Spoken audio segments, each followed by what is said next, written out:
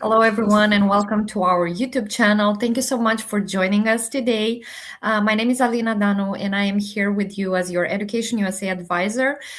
June starts with very interesting sessions with a lot of great topics, and we know that you really enjoy talking about funding your undergraduate studies, for example, the topic that we have today.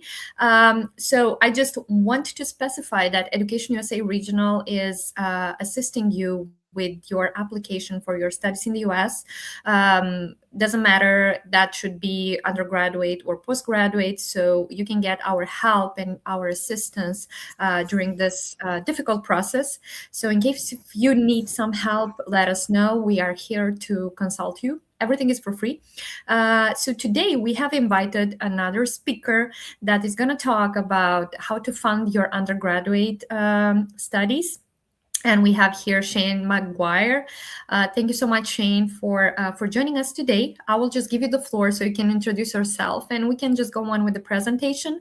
For the people who have joined us today, please submit your questions in the chat. We also have some questions that you have addressed in advance, and we'll make sure to answer all of them. So thank you once again, and yes, enjoy our live today. Amazing. Thank you so much. And thank you everyone for tuning in today. My name is Shane McGuire from Vanderbilt University in Nashville, Tennessee in the United States, sort of in the southeast part of the United States. I have been at Vanderbilt for about 12 years now. I oversee kind of all of our international recruitment and selection across the world. So excited today to, I'll start by kind of introducing you to life at Vanderbilt, talk a little bit about sort of the university, and I'll end with talking a little bit about sort of the funding opportunities that we have. And then I'll also talk a little bit broadly about sort of the funding opportunities that are out there, as I know that can be a big deciding factor as you're looking at institutions. It can be a little bit of a complicated process, so hopefully I can shed some light on kind of what that can look like there. So I'll just kind of dive right in. I have a handful of slides to show you here. Starting with sort of this first one, just kind of, again, showing you a little bit of sort of the location where we are located in Nashville. But I always start with sort of these themes as you kind of look at your experience at Vanderbilt. These are really sort of the three big themes that frame the experience. This is a place that is very much built around collaboration. It is a very sort of competitive institution to get into. But when we're sort of on campus, sort of the experience that you have is that you'll be working with students, working with faculty, very much sort of celebrating each other's successes. That really is sort of the vibe and culture on campus. We are very intentional about the community that we create. We want students coming from all across the United States and all across the world gathering in one place. We want our campus to really reflect the larger world that we are a part of. And we want you to be sitting in the classroom across the table from someone who may think differently than you and who may challenge those perspectives. We really want to foster sort of that civil discourse in and outside the classroom. And I think this last one is a big reason why a lot of students end up at Vanderbilt. We put a huge emphasis on the balance piece. Yes, this is a place that will challenge you academically, that will push you outside of your comfort zone a little bit. And I think you might want that in that academic experience, but we also want you to find that sense of community, that sense of belonging while you're there. And I think our students do a really nice job of finding both of those during that experience.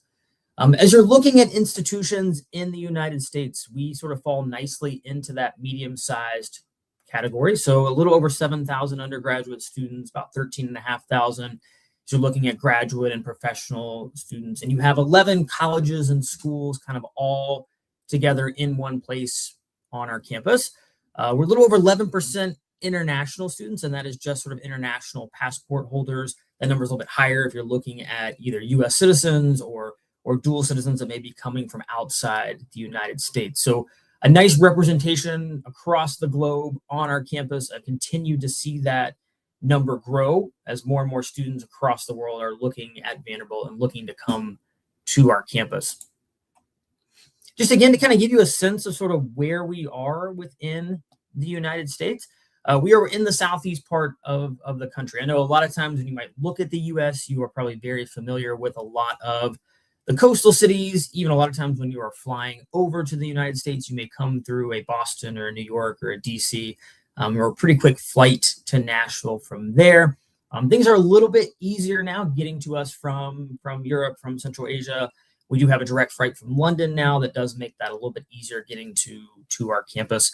And we're located about 15 or 20 minutes from the airport. We are right in the heart of Nashville, Tennessee. And this is the part of the country that's known for being very welcoming, very friendly. You get a really nice mix of all four seasons. So it's a really fun part of the country to sort of be in during your undergraduate experience. Again, a little bit more about sort of the location that we're in. We are considered an urban campus or a city campus because of that location. We are 3 kilometers from the center of downtown, so literally in the heart of everything. However, when you walk around our campus, you could very easily forget that you're in a city. So it has that very park-like traditional college campus feel to it that you hear about in the United States. But as soon as you step off the campus, you have incredible opportunities, incredible experiences to take advantage of in the city of Nashville. Nashville is an incredibly fun city. It's one of the fastest growing cities in the United States. A little over 2 million people in sort of the greater Nashville area, so kind of a medium-sized city by U.S. standards. You can see there a handful of the companies that have major headquarters, corporations, regional offices in Nashville. It continues to grow in industries around finance, entrepreneurship, engineering, healthcare, education, law, which provides our students a lot of incredible professional development opportunities. And that's something that about 3/4 of our students will do, getting out and getting that professional experience in the workplace. That being said, you are not limited to what is happening in Nashville. We send students all over the place to do internships. We're actually in the process right now of opening a new campus in the heart of New York City that will allow students to go there for a semester, do an internship, but actually have an on-campus experience where they can live there, take some classes, but also take advantage of the internship opportunities in New York City as well. If you have ever heard of Nashville, if you're familiar with Nashville at all, probably the thing that most people know is sort of the music piece. We are technically the country music capital of the world, or Music City, USA. I promise it's not required to love country music to come to Nashville. I've been in Nashville for a long time, not a huge country music fan, but any band or artist that I have ever wanted to see has almost certainly come through Nashville when they're touring across the United States. Our campus serves as a venue for live music many times. So we really embrace sort of the Music City, USA. It's also a fantastic city for food. As a student, you will have this meal plan that will work at all the on-campus eateries. We have some of the best food on any college campus in the US, but it also works at a lot of local eateries and coffee shops and cafes off campus as well, allowing you to get out and take advantage of the incredible city that you're in. So it really is a fun place to live and a fun place to go to school.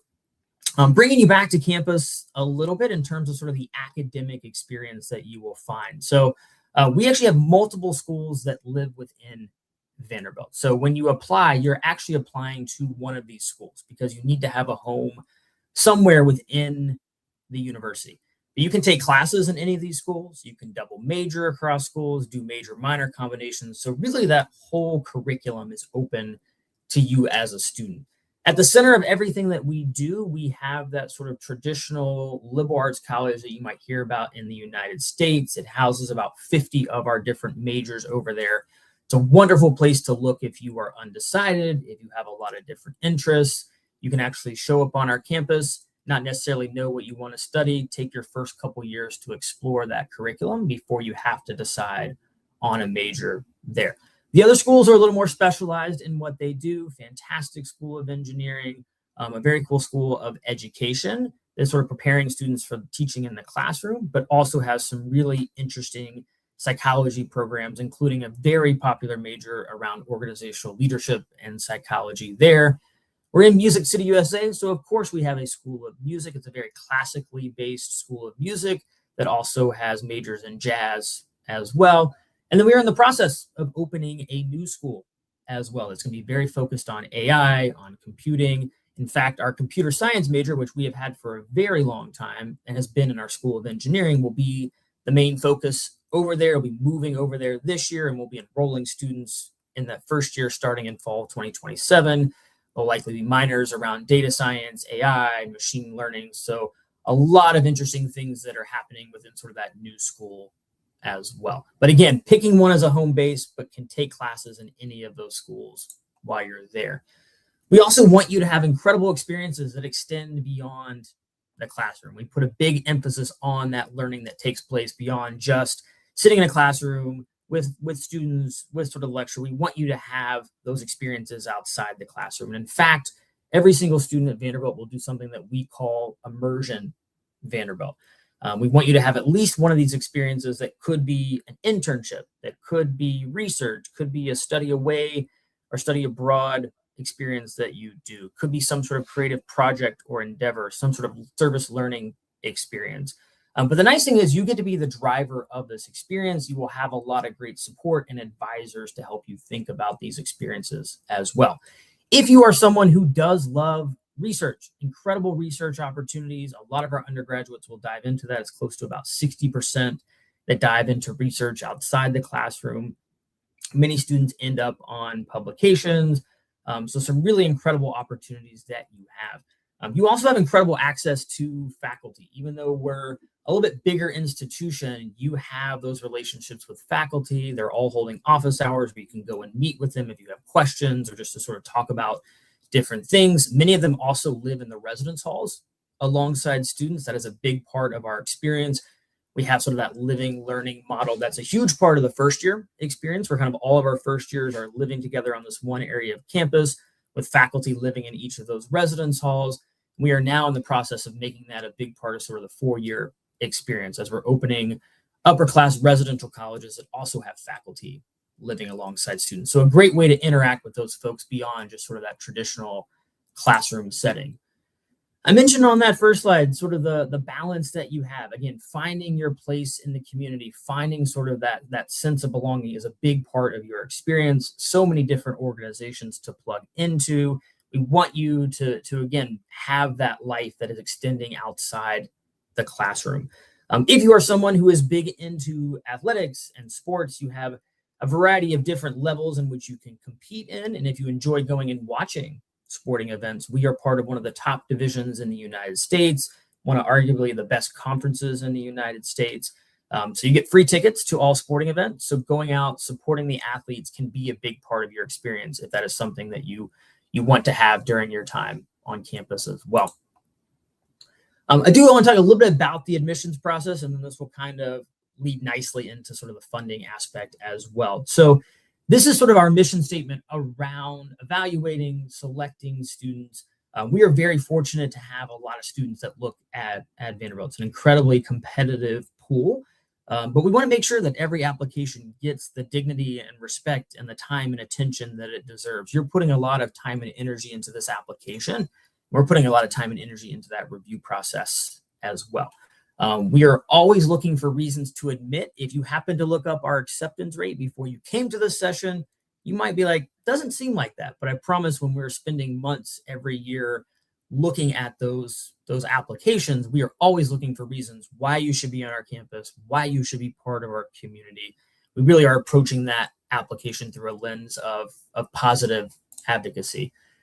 If you're looking at institutions in the United States, you're going to hear this sort of holistic process mentioned a lot, perhaps one of those overused terms in all honesty there, but there's a lot of different things that we are looking at in that application. It's always going to start with your academic achievement, understanding you in the context of where you attend high school, the curriculum that you are a part of, knowing that we do not favor one curriculum, we do not favor one country, one system across the world. It is our job to understand the context that you are coming from. And that's why I have a wonderful team that I work with. We divide up the entire world so we can understand the nuances of every school, of every country, of every culture or curriculum, so we can apply that lens when we're looking at sort of that academic record there. You'll see there standardized test scores if submitted. So we are currently still in a test optional space. We're at least test optional through fall 2027. And that's referring to sort of the SAT or ACT in the process there. So if you send me a test score, I will look at it along with your academic record. If you don't send me a test score, that's also fine because it is optional in the process. If you are going to be applying after sort of fall 2027, if you're looking at fall 28 or fall 29, stay tuned, because we will have sort of an update about sort of the future of test optional as we get a little bit closer to those timelines there. So, and if you're looking at our pool, it's a little over half that submit testing. If you look at our enrolled students, it's a little over half that have test scores. So there really is not meant to be an advantage or disadvantage in sort of this test optional space. These first two pieces are kind of the academic parts of the puzzle, but it's really these other pieces that really start to differentiate students. Most of the students in my pool could come to Vanderbilt, could knock it out of the park in the classroom. So we're going to be looking at, what are you doing outside the classroom, these extracurricular activities, leadership, and engagement. And I recognize that extracurriculars are a very American US term. So we also understand, depending on where you're coming from in the world, the emphasis on extracurriculars could look a little bit different. But we want to know about anything that you're doing outside the classroom, whether that's at school, at home, in your community. We're sort of always looking at depth and impact in the things that you are doing. We're asking a number of people to write on your behalf. So we're going to ask for a letter of recommendation from a school counselor if your school has one. If not, could be another school official, could be a principal, could be someone that sort of oversees sort of your academic experience or the curriculum at your school.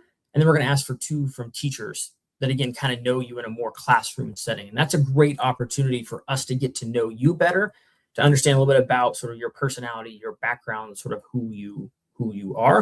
And then we're going to ask you to write a little bit. So when you're applying, you're going to be using either the common application or the coalition application. We take either one of those.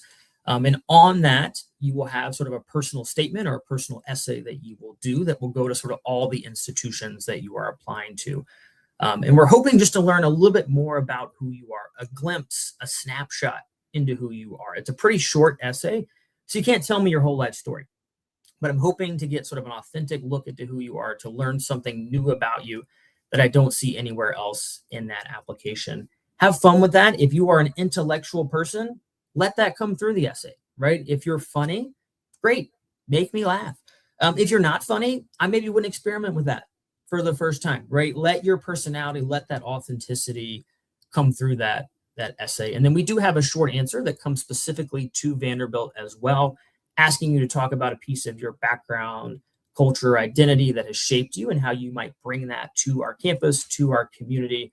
We're the only ones that are going to read that. So you can be as specific to Vanderbilt as you want in that essay. So again, a lot of factors that are at play here. In terms of sort of when you apply to Vanderbilt, we have a number of different decision plans there, dates there around sort of that. I know when you're looking at the US, there's a lot of processes and a lot of dates and deadlines there. So we have two early decision plans, the difference really being the date there. Early decision is something that you do at one institution. If you're admitted, you're expected to attend. So it has this sort of binding component to it. I know you'll also come across early action, which a lot of institutions have as well. That has the earlier timeline, but if you're admitted, it doesn't have the binding component to it. So obviously, if you're doing early decision, that is sort of a big commitment that you are making in the process. If you're not ready to make that commitment, we also have regular decision as well.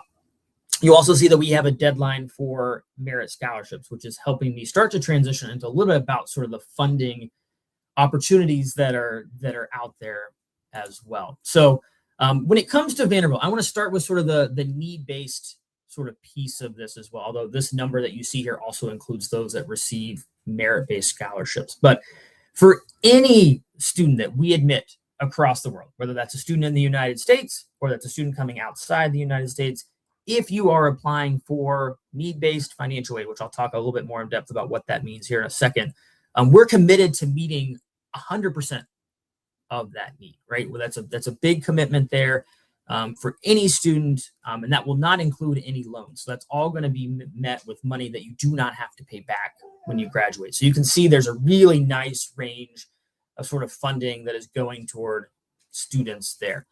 You're also going to hear a little bit about sort of merit scholarships as well, which this is not based on your need. This is sort of evaluating whether it be a talent piece or an essay or an academic record or a combination of all of that. And Vanderbilt has a couple of those programs.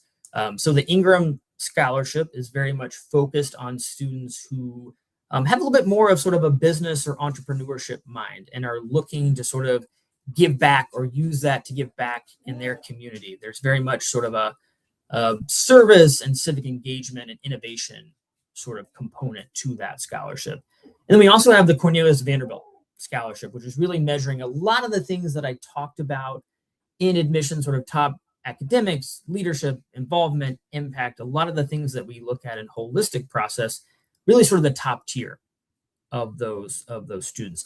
These are both full tuition scholarships. They also come with a stipend of about $6,000 that you can use for some sort of academic enrichment, summer experience, sort of while you are there.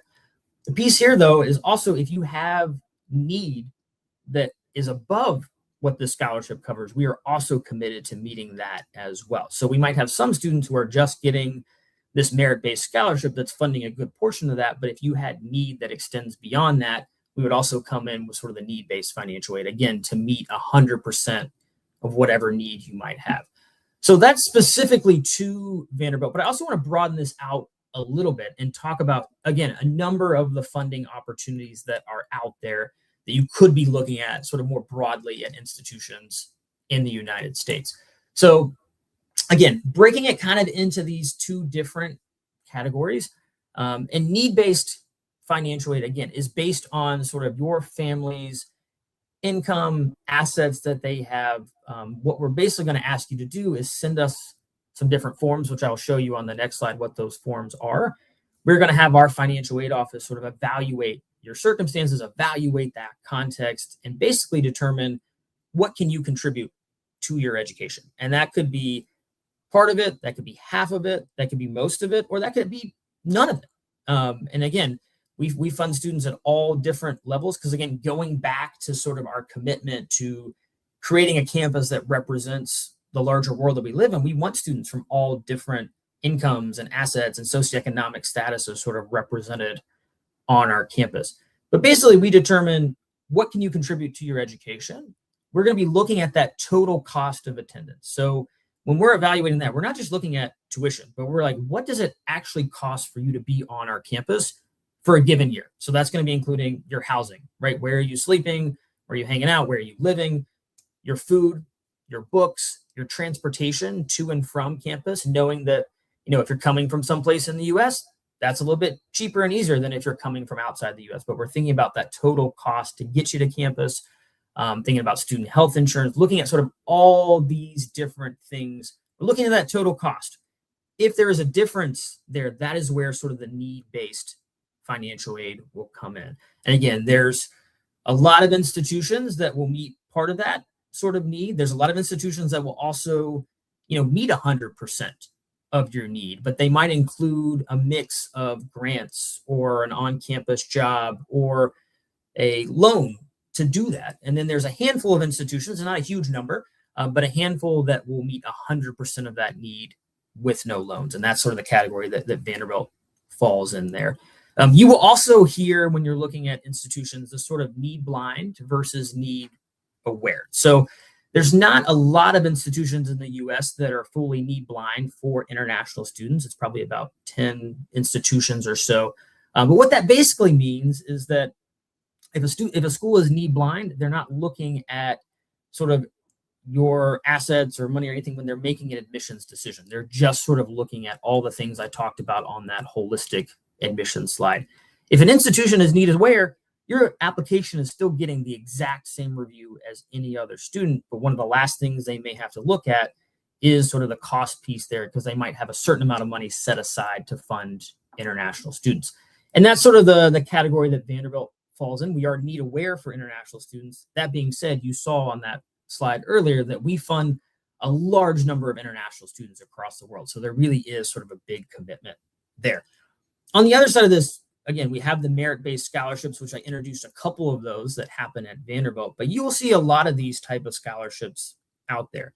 There could be an academic-based scholarship. There could be a scholarship that is around sort of community engagement or experiences that you have done sort of outside the classroom. You could end up seeing some talent-based scholarships. So if you are a musician or an artist or a theater person, you might see some schools that have sort of performing arts scholarships that are out there.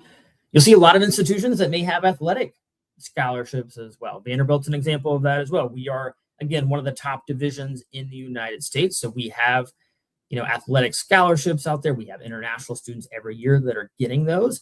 I will say, if you are looking to come compete at a Division I or perhaps even Division II level in the United States, the students that are most likely to receive those are going to be those that are competing at sort of that national, international level. So are already competing at a very high level during high school. You might also see in some of your, again, financial aid packages, you might see some on-campus work opportunities. So sometimes if you've applied for financial aid, you might see something called work study, where you're having an on-campus job that is then the money from that is going toward paying your cost to attend that institution.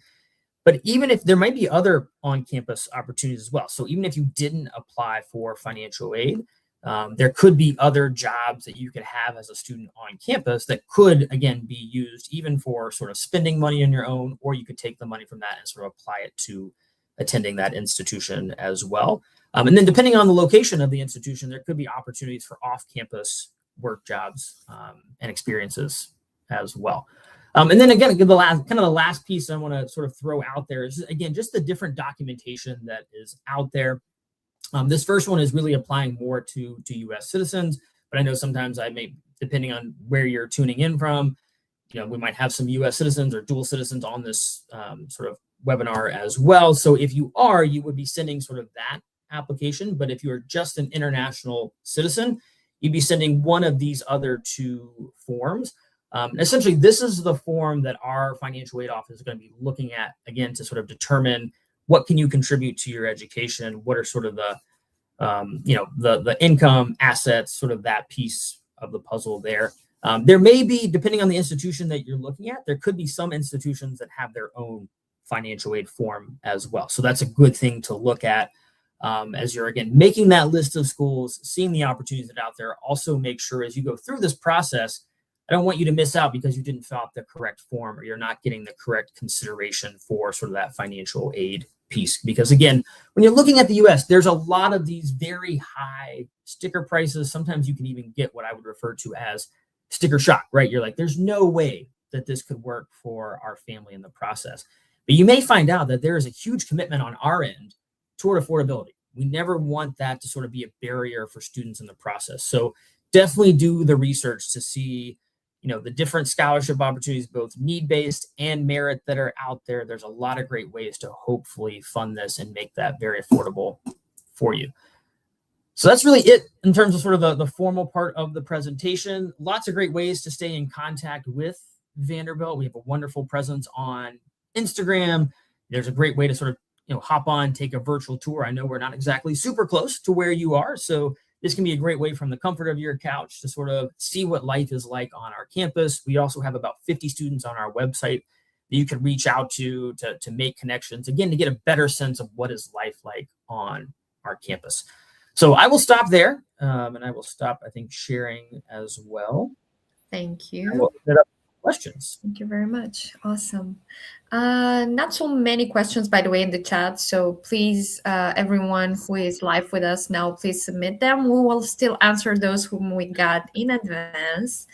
So one of the first questions was, what does meeting 100% of demonstrated need actually look like if Vanderbilt calculates that a family can pay $30,000, but the family feels they can only pay $10,000?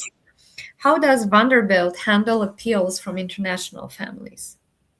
Sure. So I'll start on the first part of that question, because I feel like it's kind of like a two-part question. But what does it really mean to sort of meet 100% of need? I mean, again, when we're talking about that need, we are really talking about the total cost of attendance. So it's not just looking at the tuition and planning to meet that. We are thinking about, again, your housing, your books, your transportation, personal expenses, truly that total cost of attendance. So just know that when we're building out those financial aid packages, we are thinking about all of that when meeting 100%. Again, we're going to look at these different forms that you will send us to calculate what sort of we feel like you and your family can contribute to your education. There may be times where, depending on what you send us and what context we have, we might determine this number that, you're actually like, well, that feels perhaps a little bit higher than what we can actually contribute to that. And again, we try to sort of apply this formula to all students in the process, but sometimes it is a little bit higher than maybe what you and your family can, actually feel like you can afford and contribute to that. And that's sometimes where the loan piece could come into play there for that part. Again, knowing that we are meeting 100% above that. But there could also be an opportunity, particularly if context has changed as you've gone through the process as well, where you can reach out to our financial aid office with some additional information and additional context, and they have been able to readjust packages there. But it doesn't happen all the time or even often because, again, we're making that commitment of meeting 100%. So because of that on the front end, oftentimes we're already making that big commitment to you. But again, we know as you go through the process, things can change. Additional pieces of information may not have originally been submitted that could then be added. So they're welcome to sort of work with families in this process. Okay, thank you so much for this detailed answer. I just wanted to clarify here. Students can use CSS profile to apply for the financial aid, right? Is that the same? They can, same yes, they can use, right. Yes, they can use the CSS profile to apply for financial aid. But I also know that there is a cost that comes with that. So we are not able to sort of offer waivers for that. So if that cost is a barrier for students, we actually can allow them to use kind of our version of the ISFA that used to be out there. And that does not have a cost with it, and it captures similar information. So a student can also submit that, again, if the cost is a barrier for the CSS profile. That's good to know. Thank you so much. Okay, the next question. Since Vanderbilt promises to pay for 100% of an accepted student's financial need, how hard is it for an international student to get a full ride? I'll be honest that it is, international students applying for financial aid is probably our most competitive process, one of the most competitive processes that we have. That being said, it is a competitive process as a whole to get into Vanderbilt. I mean, looking at sort of the numbers last year, we are below 5% acceptance rate in regular decision. It was close to about a 3% acceptance rate. So it's a very highly selective institution to sort of get in. And, there we continue to see interest abroad continue to grow. So that process has also just gotten more and more competitive there. That being said, I continue to get, have more and more money that we're able to use toward international students. We have, a directive from our chancellor, which is our president, to continue to sort of grow that international presence on our campus. So it's nice to have an institution that wants to have more international students on campus. So I feel like there's continues to be a lot of funding available. We continue to have a lot of students who are coming in on funding. So it definitely is a very competitive process. And I know sometimes you hear that and you're like, well, maybe I shouldn't apply for financial aid. If you need financial aid to make this work for you and your family, you want to apply for it on the front end.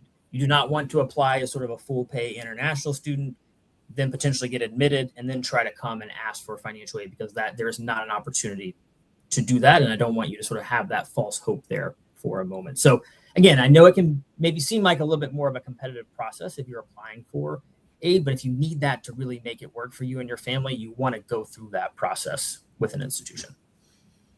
Okay, thank you so much for the answer. And just a note here, from the statistics you have of the international students that have been accepted already with a full ride, were those students considered also proportionally to the test optional policy? I mean, those students had their SAT and IELTS and TOEFL maximum scores or not? Because usually students would ask us, is the university really paying attention to this? Does that mean that this can be a criteria when they are revising our application? Yeah, so it definitely is, because we are, before we even get to the conversation about sort of the funding of an international student, we are still giving your application the same review as any other student. And I don't want you to feel like if you're applying for funding that we don't still look at all the parts of your application. In fact, I don't really look at the funding piece until the very end. So I'm still looking at your academic record. I'm looking at a test score, if you send it or not. I'm looking at an English proficiency score, should you need to send that. So all those things are still looked at. So typically the students that we are funding are going to be having those, if they choose to send a test score, are going to be having those very strong SATs or ACTs.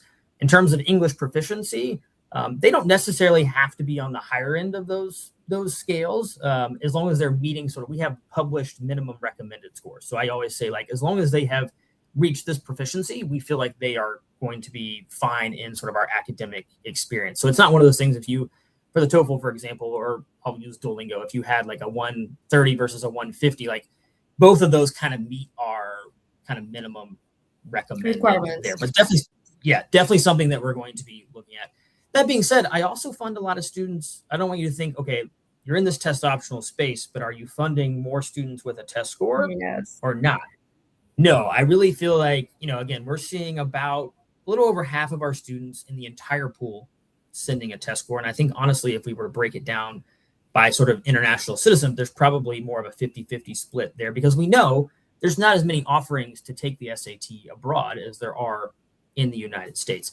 But I'm funding just as many students who are not submitting a test score as well. So I don't want you to think the only way you can secure funding from us is if you submit a test score. We really are operating in this test optional world. Thank you. Thank you so much.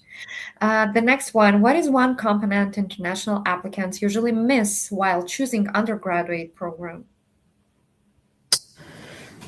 Good question. I think sometimes, and again, sometimes people will get caught up in the acceptance rate, right? They're looking at sort of the acceptance rate of the institution, but we actually will also publish the number of applications for each of our undergraduate schools and how many students were admitted. So sometimes you'll go in and be like, oh, it looks like it's a little bit easier to get into this undergraduate school versus this, even though I'm actually a better fit or thinking about this program, but I want to figure out how can I sort of get into that institution. And I would encourage you not to do that. I encourage you, when you sit down and you're thinking about the schools that you're applying to and you're thinking about the programs that you're looking at, making sure it really is the right fit for you. Because on our end of things, and again, using the Vanderbilt lens here, we evaluate based on the school that you apply for, knowing that a student applying to engineering will have probably might have a different experience in terms of the math and science classes they've taken, perhaps the things they're involved in outside the classroom. It's very different than a student who's applying for education, who has probably worked with kids in some capacity during their high school experience, right? That looks very different than your student who is going to audition for music, right? They have to have that sort of talent piece there. So you might look at our School of Music, for example, and you're like, wow, it's a pretty small group applying. Looks like the acceptance rate's higher. But if you sing like me, you're not getting in, right? So you've got to have, the talent component piece there as well. So again, think about when you're applying to schools, when you're applying to programs, based on what you know at the time of application, knowing that when you get to the US, a lot of institutions, you can change your mind. And that's okay. We want you to have that academic freedom, but what is going to be the best fit for you at the time of application, and make sure that is really driving where you apply. Thank you. Thank you so much. I think that's one of the answer that we also would give to our students, the best fit. And I think they're sick about this term, the best fit from us. But yes, I was going to say, by the time you're done with this process, fit and holistic are probably two words you're going to never want to hear again when you're done. Right. But I agree. I agree. Okay, the next question. I want help with applying to an American community college. What are the requirements for students from Tajikistan? Do I need SAT, TOEFL? I'm not sure if you are the best fit to answer to the question, because your school is a regular one, but from your experience, I can also add from mine in case if needed. Yeah, I was going to say, I don't have a lot of specifics, and again, it may even differ among community colleges in terms of what they're going to require and ask. I mean, I feel like that's kind of one thing I think, as you're looking just broadly at the US, you're going to see, different schools are going to have different requirements, even within sort of like, the realm of schools similar to Vanderbilt, there might be different requirements. I mean, some folks have returned to requiring testing for every student. Others are still remaining test optional around SAT. Some might have ways where you don't have to submit an English proficiency because you meet their English requirement in some other way. And in fact, we even have that where if English is your primary language of instruction, or if you choose to submit an SAT or ACT, there's a certain subscore for each of those that could actually take the place of an English exam. So, but not every institution has that same policy. So I imagine even in community colleges that's probably different even among the different community colleges that are out there, but you might have a better lens on that than I have. Yes. Yeah, I totally agree, and I subscribe to everything that you have mentioned earlier. I think for this question, you definitely should sign up with to a consultation with us. I am here promoting our services. But yeah, sometimes for community colleges, you wouldn't even need an SAT or a TOEFL because they can, as Shane said, they can train you on campus in case if you are already a good fit for them, considering the application that you already would give them. But yes, in order to give you a more specific advice on this, it's going to be very good if you can just let us know if you are available for a consultation. We can just give you more details on that. Okay, the next question. Are there any resources, websites to find financial aid from U.S. universities, colleges for international students? You can maybe share yours, I can share mine. Yeah, I was gonna say, I mean, I know there's a lot of like search engines that you can use out there that can kind of be help guide you in terms of that, because I know there's, in addition to, so there's a lot of what I've been talking about today from like the financial aid scholarship has been more institutional level. So again, as you're looking at in creating your list of institutions, figuring out what are they able to offer you in terms of merit scholarships, do they offer need-based financial aid, are they meeting 100%? But that's kind of all at the institutional level. But there's a lot of great websites, and you probably have better insight in that on kind of what's available to your students. But in terms of sometimes there's websites where you can search for sort of governmental scholarships, depending on the country that you're coming from. There could be funding opportunities in your home country that is helping fund an opportunity to go to higher education, to do university. But there's also sometimes these like third party or community level or other scholarship programs that are out there where you might be able to secure that funding and then apply that to your university experience. So there's a lot of great engine. Again, I feel like this is where your services and guidance is probably going to be super helpful to these students. Yes, I agree. I agree. Yeah, we do have a bunch of resources for that and websites. And one of that can be also educationusa.gov. There are also a lot of scholarships that the students can apply to. And of course, the exchange programs that Shane also have mentioned are also a way. The thing with exchange programs is they are not lasting for so long, like a regular school in the US.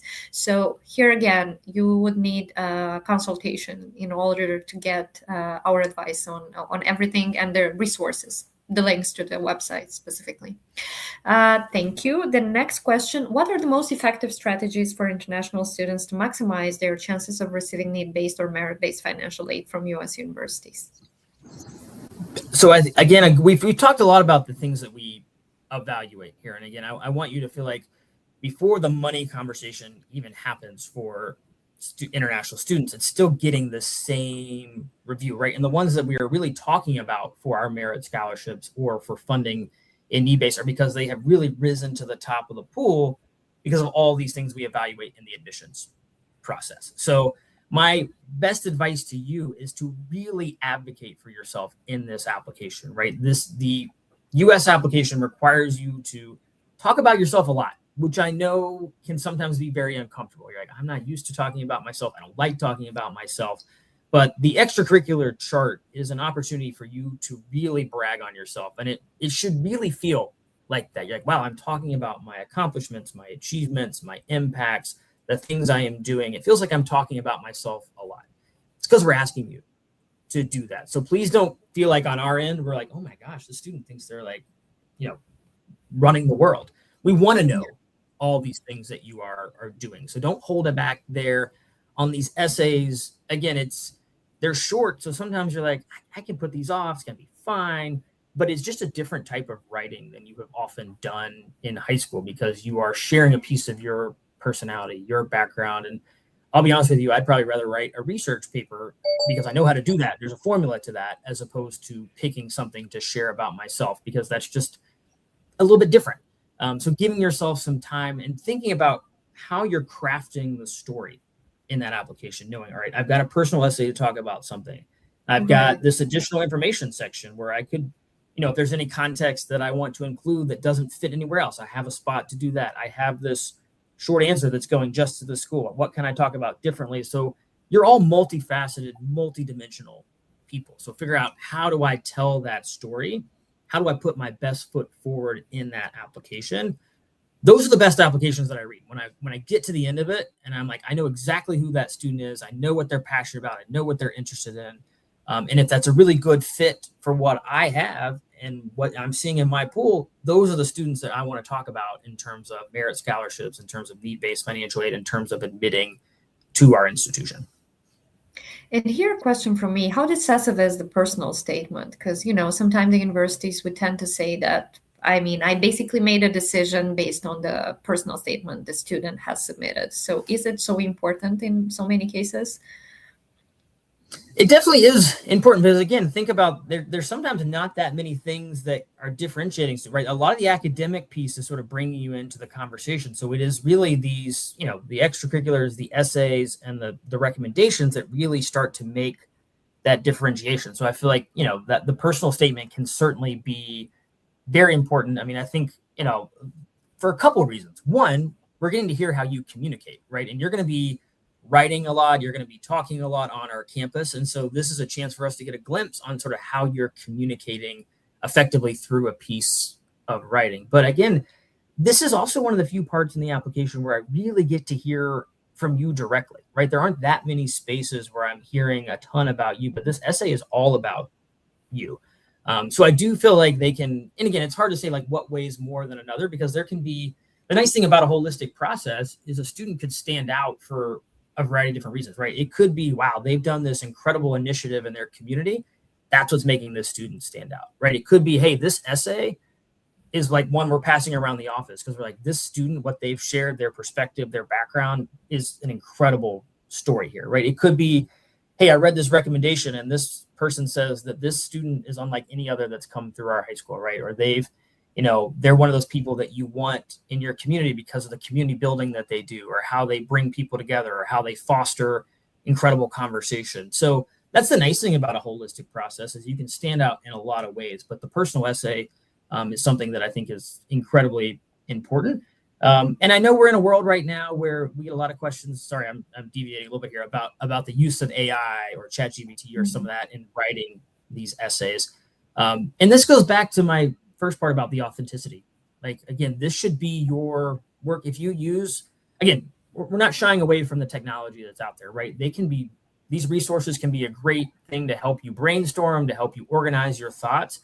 But I will tell you that AI is not going to replace your voice, right? And I've read a lot of essays that have been put through a ChatGPT, and I get to the end of the essay and I'm like, this is well written, it's well constructed, but I didn't learn anything about the student. It misses the voice, it misses the personalization. So I really feel like in order to really communicate who you are, the authenticity, this being your work, will go a long way in those personal essays.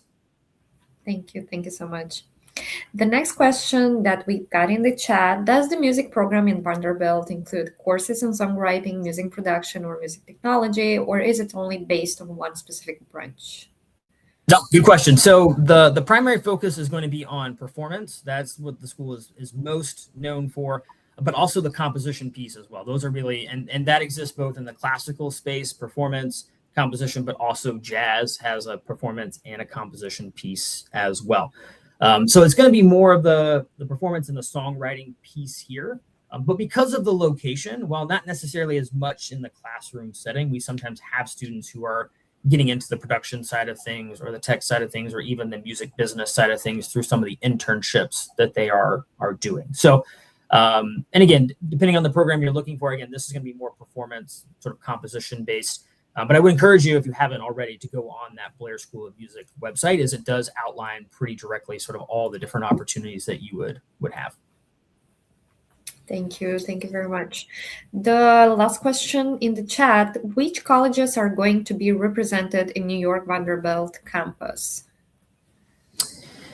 Good question. So I believe that is going to be starting mostly with the College of Arts and Science will be sort of the primary in terms of sort of the classes that are being taught there. And then as part of our education school, not so much the teaching and learning half, but the HOD half, which is kind of this organizational leadership major that I was sort of talking about. That's very popular over there. I think students that are in kind of those different areas will have the opportunities to do the internships and sort of the classroom experience in New York. This is just launching for the first time this fall, so it is possible as that campus continues to get more established, there may be more opportunities for sort of students across the board there. But I think those are kind of the two primary schools and areas that are going to be starting on that campus. But I encourage you again, and that's something that you're doing once you're here at Vanderbilt. So it's sort of a study away option that you would have. So again, it's likely that things will continue to change there as kind of these new campuses that we have are kind of evolving and changing all the time. Thank you so much. One more question in the chat. Do you recommend study international relation? I think that's a very general question, but maybe you can just say a bit about the major if you have this program, if you have that available at your institution. So I know there are some schools that will have like an international like relations major or very specific in that. And Vanderbilt doesn't necessarily have an international relations major. We have a lot of classes or areas within majors that have an international focus, whether that might be within public policy or political science that might have some international courses focus there. Could happen in economics as well. But then we also have a lot of language programs. We also have a lot of cultural studies program that could kind of get you a little bit more of that international perspective and lens. And then we have so many study away and broad programs as well. We have about 120 programs scattered in about 45 different countries across the world. We've had students go to all 7 continents. So there's a lot of opportunities to also have those experiences away from Vanderbilt. But in terms of do I recommend it, I really think it comes down to sort of your interests. And again, I encourage you to use your interests and passions to guide, the schools that you're looking at, the majors that you choose to do, the areas that you choose to sort of study when you're there. Thank you. One more question. Thanks for the answer. If I have another question about the music major, can I reach out to the department by email? You can, absolutely. So and this is more broadly just beyond music, any of our majors or schools, if you go on and look at sort of their department page, and there's like usually a 1-pager about every major, there's always a department contact at the end. So you can always reach out if you have more specific questions. But on the Blair School, they also have just like their own separate contact as well. So you can absolutely reach out with additional questions. Great. Thank you so much, Shane, for the presentation, for answering to all the questions. I really enjoyed. I really hope that everyone who was with us today during this live, they also enjoyed it. And in case if you'll have some other questions, you have your advisors available for one-on-one consultations. So we would be happy to help. Otherwise, you can go on our website and you can register for all the other webinars that we have planned for the end of this month. One more question, I think, here from Irakli. Does Vanderbilt use country or regional quotas for international admissions or financial aid, or are all non-US citizens evaluated in a single pool? Yeah, so we do not operate in a world of quotas by country, by citizenship, by region, because I want to sort of see for every decision plan that we have, what does my pool look like? And really evaluating all of those students, who is rising to the top of those pools. So that's why we never want to limit ourselves by, we can only take this many students from this high school or from this country or from this region. And again, this differs year to year on where I'm seeing applicants from, who's rising to the top of the pool. So I never want to kind of limit myself by having these quotas. Thank you. Thank you so much. Okay, so I think we are ready to wrap up with our today's session. Thank you so much once again, Shane. I said it's going to be 45 minutes, but it's a bit longer. I really hope that the students enjoyed it as much as I did. I really hope that we'll be back with more sessions with you here on our YouTube channel. And if you guys enjoyed our today's webinar, let us know. Let us know maybe what topics you would like us to discuss more, or if you want to go more deep into the financial aid, what specifically you would like us to talk about. I really hope that even though the information was very general, it was also very specific on the terms that Shane has been using, and you already had an idea about what is need aware, what is need blind aid. So I think everything was super informative. Thank you once more, Shane, for your professionalism and for moderating our today's session. We really, really appreciate that. And to everyone else who is now today with us, and I wish you a great end of this day. And yeah, stay tuned with the rest of the webinars that we have planned for you. Thank you. Thanks, everyone.